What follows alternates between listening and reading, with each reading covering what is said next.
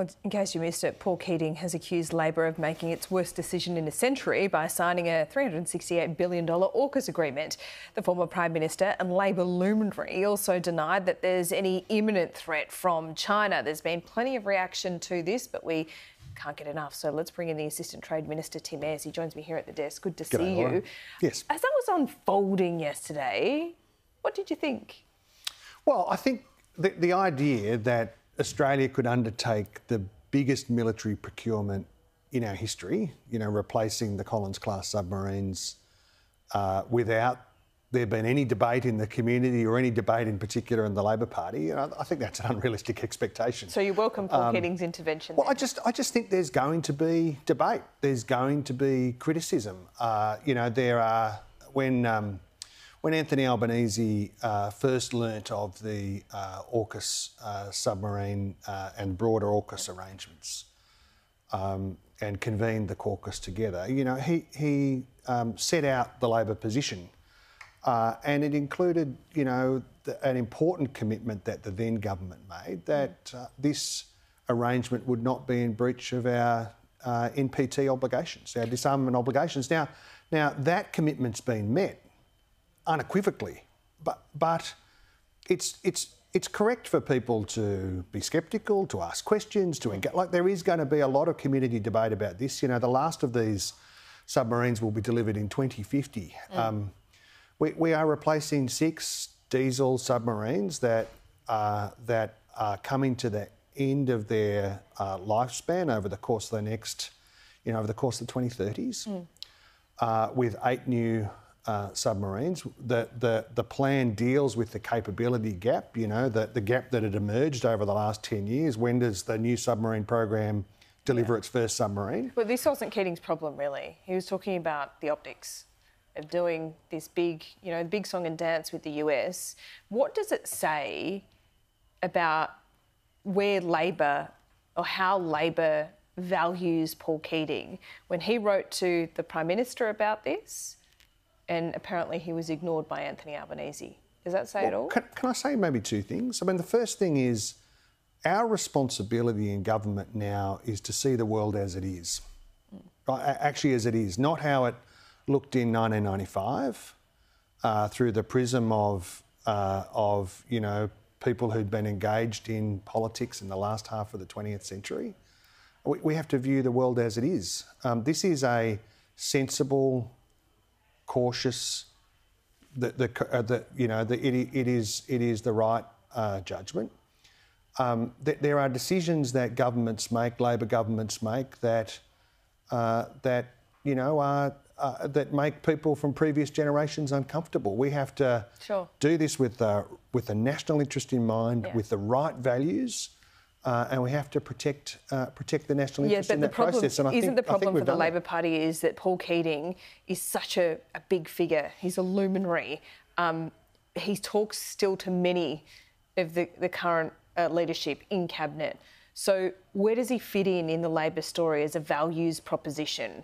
Is he an old man ranting at the press club? Is he just being dismissed by every single, current sitting Labor politician? Or is some of his comments being taken seriously? I think Richard Marles was right last night.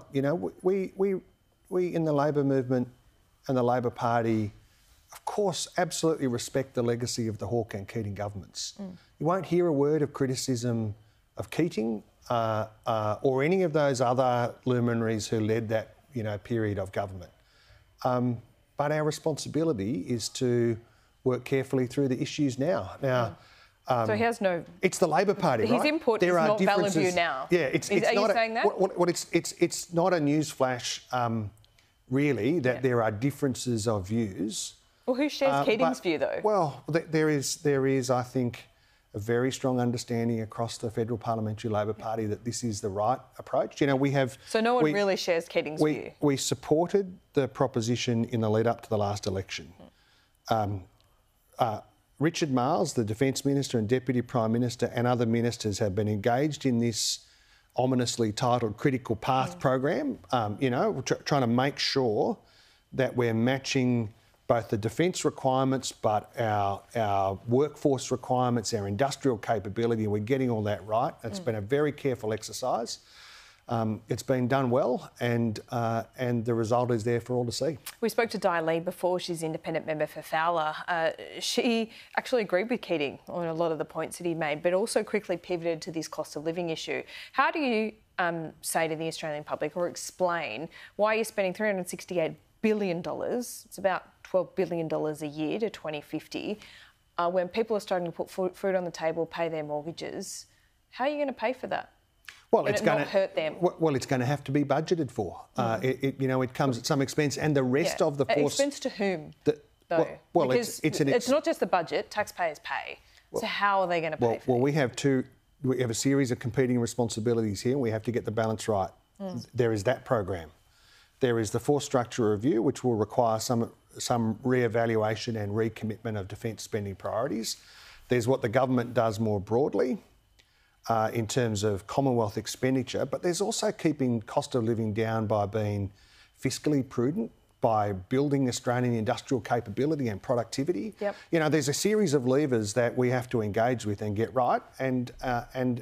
What you could say about this government pretty confidently is we're focused on all of those issues and determined to act in the national interest, not in a sort of hyper-partisan sort of way like the last government did. Well, to be fair, the last government is pretty bang on with this. A bit of an issue around the cost, but it's largely bipartisan. Just quickly, gas. Yeah. It is a problem. There is a shortage on the East Coast. Big providers actually have uncontracted gas, but they're not supplying it to the local, or not committing it to the local market yet. What are you going to do about that? Well, we've just come from the end of last year where we moved, with the cooperation of the states, to put price caps on coal and gas. Earlier, we dealt with the supply questions for this year and next year. The shortage. I can tell you the government will be watching this very closely. So I'd just say we have acted.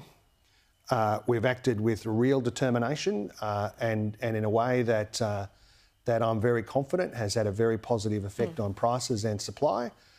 We will continue to focus on these issues. It's absolutely in the interest of households, but also for our manufacturing businesses that we make sure... Can you force these companies to commit that uncontracted gas to the East Coast market? Well, the ACCC has got some very strong tools here, and we're also reviewing the mechanism. Is that yes? This government will do what is required, and we've shown our determination and our capacity to do it. We'll do what is required on supply and price. So you're trying to use carrot, but you might need a stick. I'll just say we'll do what's required, Laura. I'm not engaged right now in this question. So we will have to continue to carefully monitor this, and the government has been doing that all the way through. All right, we'll keep a close eye on that. Good to see you. Good on you, Laura.